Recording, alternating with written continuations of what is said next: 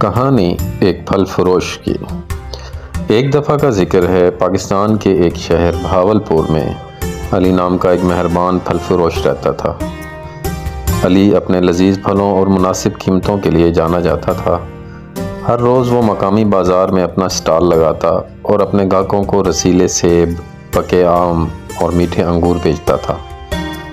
جیسے جیسے رمضان کا مقدس مہینہ قریب آیا، شہر کے لوگ پرجوش ہو گئے۔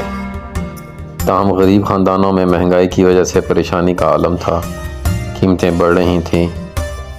علی نے اپنے غریب صارفین کے چہروں پر پریشانی کے تاثرات دیکھے جب وہ اس کے پھلوں کو گھور رہے تھے اور خریدنے کی استطاعت نہیں رکھتے تھے۔ ان کی حالت زار پر آنکھیں بند کرنے کی بجائے علی نے ان کی پریشانی کو حل کرنے کا فیصلہ کیا۔ علی نے فیصلہ کیا کہ رمضان المبارک کے پورے مہینے میں وہ ایمانداری کے ساتھ اپنے پھل رعایتی قیمت پر فروخت کرے گا۔ علی کسی کی مالی حالت کی پرواہ کیے بغیر ہر ایک کے لیے سستے پھل بیچتا۔ علی کی سخاوت کی خبر شہر میں تیزی سے پھیل گئی اور جلد ہی زندگی کے تمام شعبوں سے تعلق رکھنے والے لوگ اس کے اسٹال پر جمع ہونے لگے۔ جیسے جیسے دن گزرتے گئے، علی کا اسٹال شہر میں امید اور اتحاد کی کرن بن گیا۔ وہ خاندان جو کبھی دسترخوان پر کھانے کی فکر میں تھے، اب وہ علی سے خریدے گئے پھلوں کے ساتھ افطار کرنے لگے۔ ایک شام جب علی اپنا اسٹال بند کر رہا تھا، ایک بزرگ آنکھوں میں آنسو لیے اس کے پاس آئے۔ اس نے علی کی مہربانی پر شکریہ ادا کیا اور بتایا کہ وہ کس طرح رمضان کے دوران اپنے خاندان کی کفالت کے لیے جدوجہد کر رہے تھے۔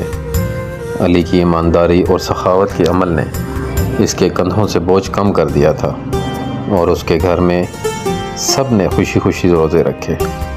اس بزرگ شخص کی شکر گزاری سے متاثر ہو کر علی نے گرمجوشی سے مسکرا کر جواب دیا، رمضان میں ضرورت مندوں کی مدد کرنا ہمارا فرض ہے۔ میں اپنے شہر کے لوگوں کی خدمت کرنے اور اپنے پھلوں کے ذریعے خوشیاں پھیلانے کا موقع ملنے پر اللہ تعالیٰ کا شکر گزار ہوں۔ اس دن سے علی کا اسٹال شہر میں ہمدردی اور سخاوت کی علامت بن گیا۔ اس کے حسن سلوک نے سب کو یاد دلایا کہ رمضان کا اصل مقصد ہے بے لوث خدمت کرنا۔ اس دن سے علی کا اسٹال شہر میں ہمدردی اور سخاوت کی علامت بن گیا۔ اس کے حسن سلوک نے سب کو یاد دلایا کہ رمضان کا اصل مقصد بے لوث خدمت کرنے میں مضمر ہے، اور یہ کہ چھوٹی سی نیکی بھی کسی کی زندگی میں تبدیلی لا سکتی ہے۔ علی پھل فروش کی کہانی دوسروں کو نہ صرف رمضان میں بلکہ پورے سال میں ضرورت مندوں کی مدد کرنے کے لیے حوصلہ افزائی کرتی ہے، اور یہ کہانی روح کی پرورش کرتی ہے۔